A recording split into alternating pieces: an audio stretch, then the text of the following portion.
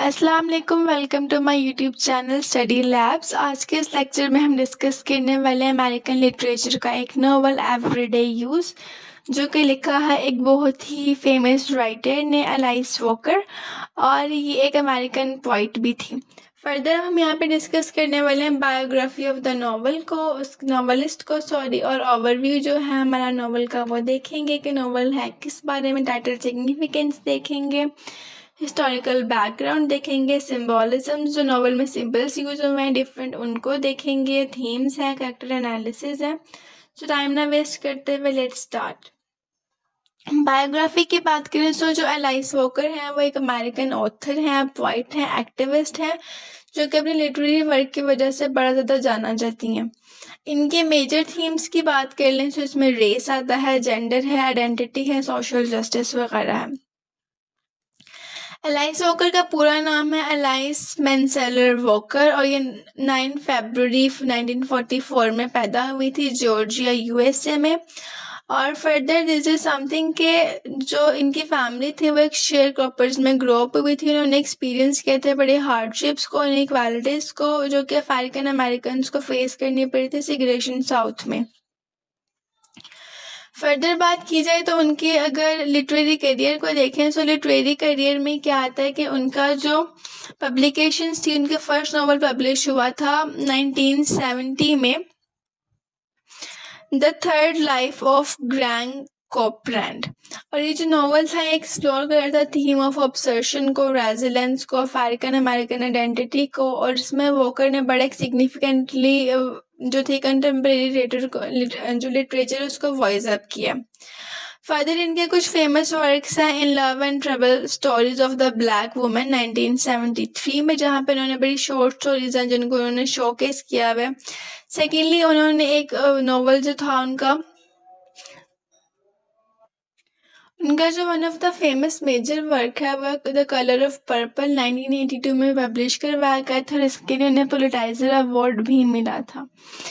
Thirdly उनका famous work आता है possessing the secrets of Joy 1992, और पोइट्री एंड ऐसे की कलेक्शन थी जो कि उन्होंने 1968 में उसमें मतलब डिफरेंट किस्म की उसमें एसेस थे। 1968 में एक प्रोड्यूस करवाया गया वंस, और उसके बाद एक horse make and a landscape look more beautiful था 1984 में ये पब्लिश करवाया गया। फर्दर अगर बात करें उनकी तो ओवरऑल जो था वो एक एग्जाम्पलीफाई कमिटमेंट थी, जो कि मतलब सोशल चेंजेस में उन्होंने लिखना शुरू किया, मार्जिनलाइज वॉइस थी, एडवोकेट किया था उन्होंने डिफरेंट कंपैशनेट वर्ल्ड के बारे में।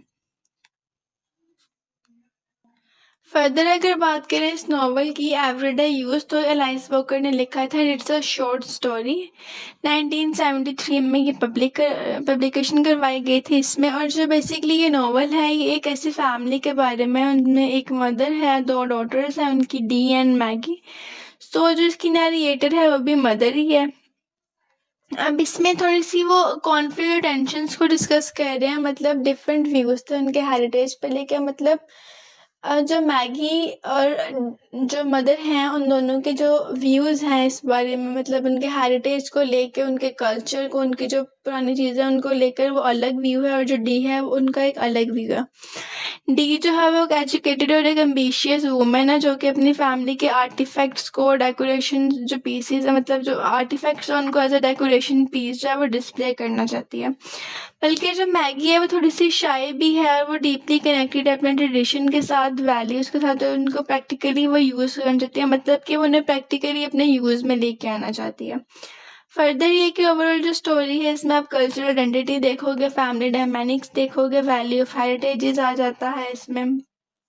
दिस इज हाउ बेसिकली इसका मकसद ये है कि किस तरीके से पर्सन टू पर्सन जो हेरिटेज है वो वैरी करता है, उसकी जो वैल्यू जो उसकी इम्पोर्टेंस है वो वैरी करती है। मतलब जो मदर और मैगी हैं वो दोनों अपनी जो मतलब हेरिटेज है, जो उनके मतलब सारी फैमिली के आर्टिफैक्ट्स हैं, ट्रेडिशनल आर्टिफैक्ट्स हैं, उनको वो अपने रूटीन यूज़ में ला के उनकी वैल्यू को वो ज़्यादा जो है वो इन्हेंस करना चाहती हैं। बल्कि उसके बजाय जो आपकी डी, मतलब जो सेकंड कैरेक्टर है हमारा डी, एल्डर डॉटर जो है, वो बेसिकली ये चाहती है कि इसमें वो उनको जो आर्टिफैक्ट्स हैं उनको डिस्प्ले करे, और मतलब उनको एज एन शो पीस के तौर पे यूज़ करना स्टार्ट कर दे।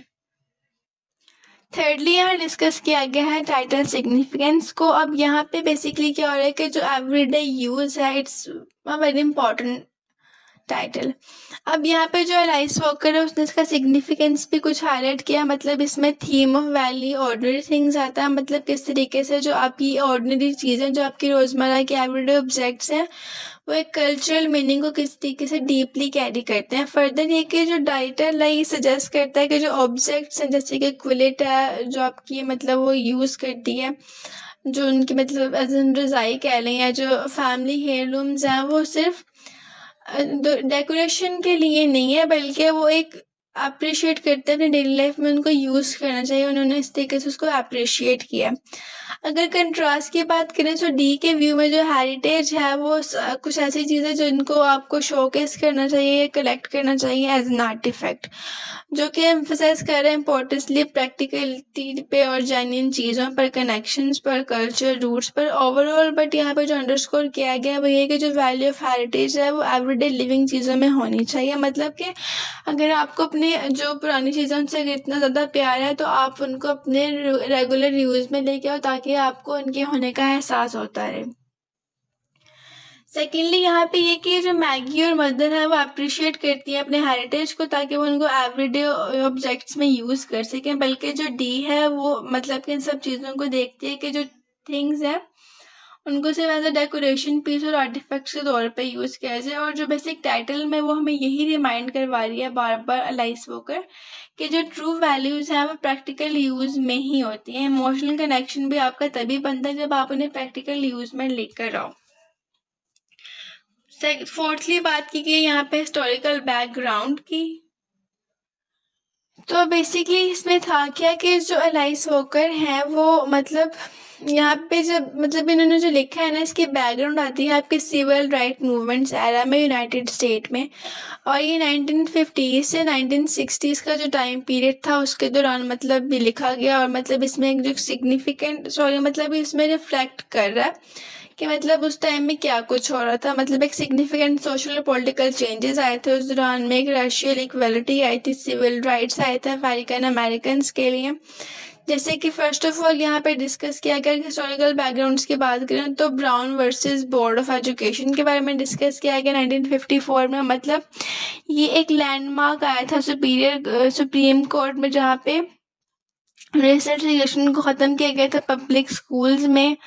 और उसके बाद आपका जो था वो मोनोगैटमी बस बाय कोर्ट आया 1955 वाला। सिविल राइट्स ऑफ एक्ट को स्टार्ट किया गया था, लेजिस्लेशन आई थी उसकी डिस्क्रिमिनेशन जो कि बेस करती हैं रेस, कलर, रिलीजन, सेक्स और नेशनल ओरिजिन्स वगैरह पर, उन पर। फिर वोटिंग राइट जो था आपका वोटिंग राइट आया 1965 में। ब्लैक पावर मूवमेंट आई। ब्लैक पावर मूवमेंट की अगर बात करें तो 1960s लेट 1960s में मर्ज हुई थी और ये बेसिकली एम्फसाइज कर रही थी सेल्फ डिटर्मिनेशन को, प्राइड इन अफ्रीकन हेरिटेज को, कम्युनिटी एम्पावरमेंट को, जिसमें कल्चरल और पॉलिटिकल डिस्कोर्स को भी काफ़ी इन्फ्लुएंस किया गया था।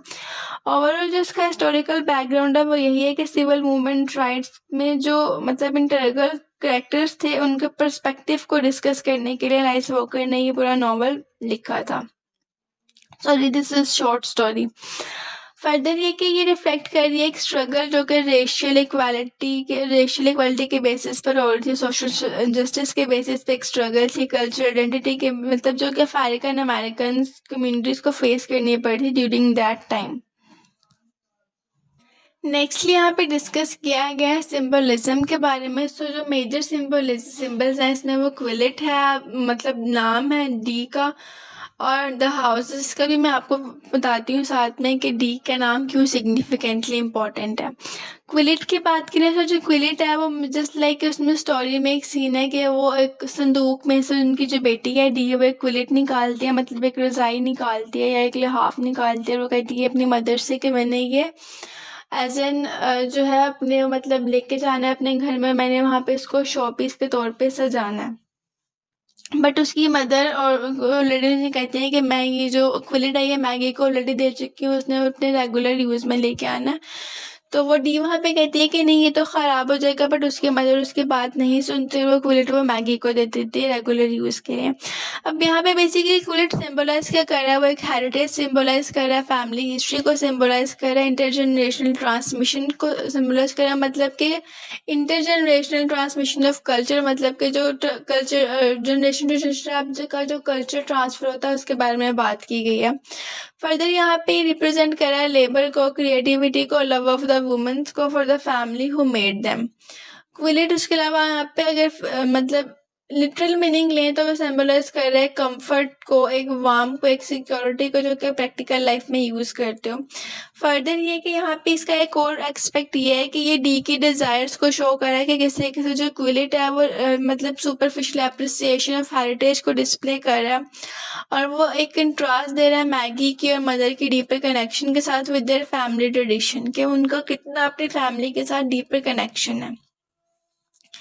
नेम की बात कर ले सेकेंडली, तो जो यहाँ पे डी का नेम है ना, डी जो है वो मतलब with the passage of time अपना नाम चेंज कर लेती है। मतलब उसका पहले नाम था डी जॉनसन, जिसको वो बाद में चेंज करके रख लेती है वैनगरो ली वैनिका कमांजो, मतलब कि वो अपने अफ्रीकन जो लैंग्वेज है उसके रिगार्डिंग ही कोई नाम रख लेती है अपना, जो कि सिंबलाइज कर रहा है कि एक अफ्रीकन हेरिटेज को वो यहाँ पे सिंबलाइज कर रहा है कि किस तरीके से जो उसकी अफ्रीकन हेरिटेज है वो शो हो रही है, उसका जो मतलब डिस्टेंस है अपनी हिस्ट्री के साथ, मतलब वो अपने आप को उस हिस्ट्री ऑफ स्लेवरी के साथ एसोसिएट कर रही है अपने बर्थ नेम के साथ, और उसके अलावा ये जो उसका नाम है वो रिफ्लेक्ट कर रहा है कि एक आइडेंटिटी की सर्च और उसकी डिज़ायर था कि वो एक इंडिपेंडेंस और एक यूनिकनेस को एजर्ट कर सके। थर्डली द मोस्ट इम्पॉर्टेंट जो आपका एस्पेक्ट है वो है हाउस का। अब जो फैमिली होम है उनका वो सिंबलाइज कर रहा है शेयर्ड हिस्ट्रीज को, वैल्यूज़ को, सेंस ऑफ बिलोंगिंगनेस को, और उसके अलावा ये एक प्लेस है जहाँ पे मेमोरीज क्रिएट होती हैं, चेरिश की जाती हैं, रिप्रेजेंट कर रहा है कॉन्टिन्यूटी को, स्टेबिलिटी, माइंड को।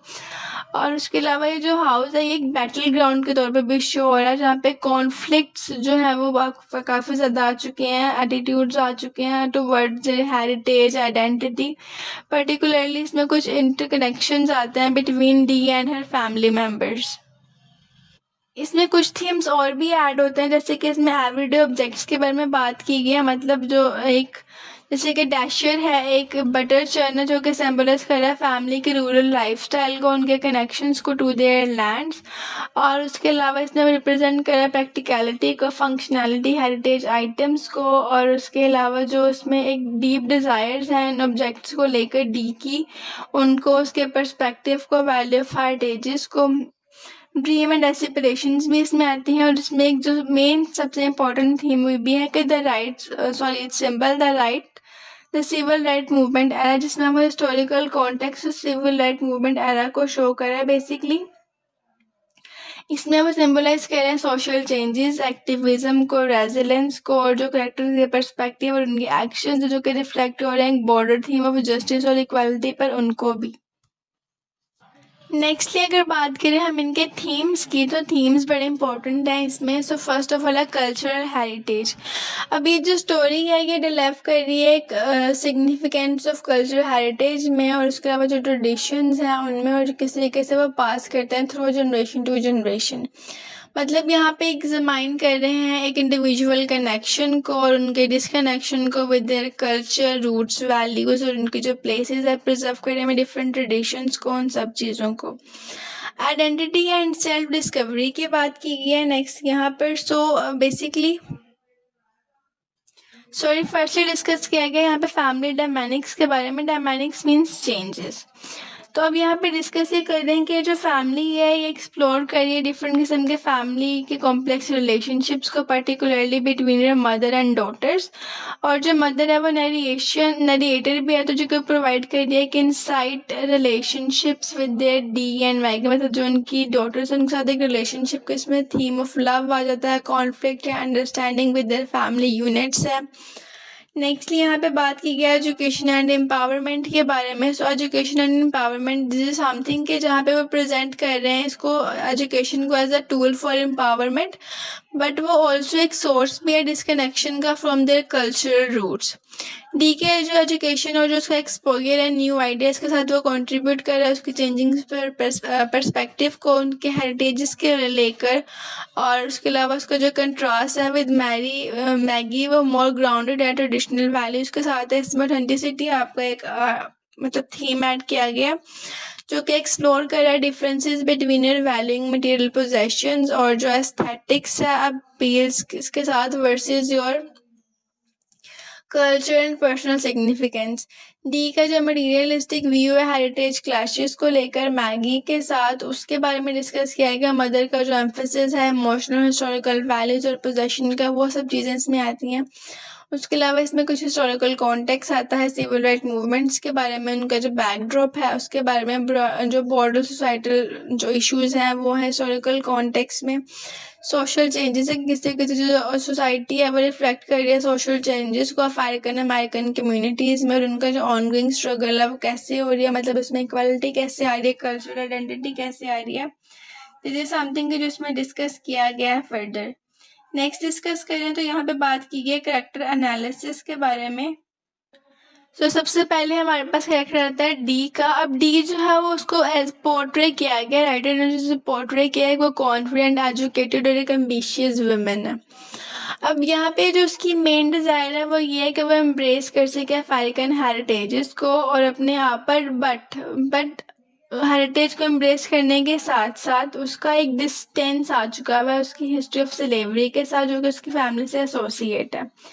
डी ने अपना नाम चेंज किया, उसने अपना नाम वैनग्रो रख दिया जो कि सिंबलाइज कर रहा है उसकी क्वेस्ट फॉर आइडेंटिटी को, इंडिपेंडेंस को। और उसके अलावा जो उसका बर्थ नेम है डी जॉनसन, वो एक पास्ट स्ट्रगल और लिमिटेशंस के तौर पर रिमाइंड नहीं रखना चाहती।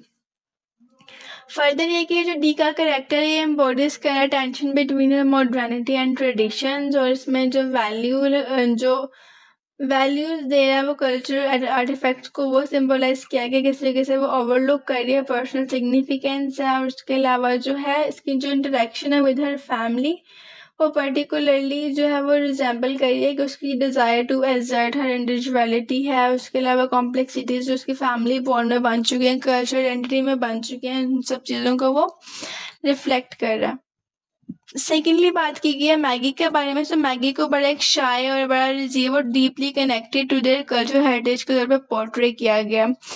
अब फर्दर ये कि उसमें डी की तरह कॉन्फिडेंस नहीं है, एजुकेशन नहीं है, बट जो उसका पोजेशन है वो स्ट्रॉन्ग है, मतलब जो उसका अपनी वो कल्चर हेरिटेजेस को लेकर जो पोजेशन है वो बड़ा स्ट्रॉन्ग है, फैमिली वैल्यूज़ को लेकर जो पोजेशन है वो भी बहुत ज़्यादा स्ट्रॉन्ग है उसका। मैगी जो है उसको अपने बर्थ नेम से कोई इशू नहीं है, वो उसे रिटेन रखना चाहती है, उसका एक क्लोज कनेक्शन है अपनी रूट्स के साथ। और उसकी जो प्रैक्टिकलिटी और फंक्शनलिटी की चीज़ें हैं वो सुपरफिशियल डिस्प्ले पे वो रिलाई नहीं करती। मैगी का जो कैरेक्टर है वो सिंबलाइज कर रहा है कॉन्टिन्यूटी को, रेजिलेंस को, और इसमें वो कैरी कर रही है फैमिली ट्रेडिशंस को, ट्रिगर्स को, एवरीडे ऑब्जेक्ट्स में, जिसमें वो एक सेंटिमेंटल वैल्यूज़ को भी कैटर कर रही है।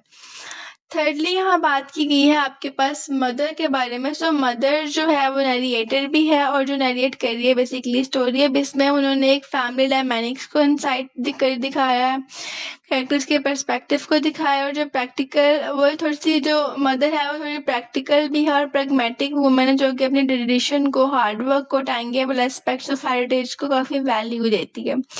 और फर्दर ये कि जो मदर का करेक्टर है वो मतलब एक कंट्रास्ट बन चुका, मतलब उसमें वो कोट कर रही है contrast between the personalities of their daughters, और उनके जो बिलीव्स में जो उनकी मतलब डिफरेंसेस है उनको कोट अप कर रही है।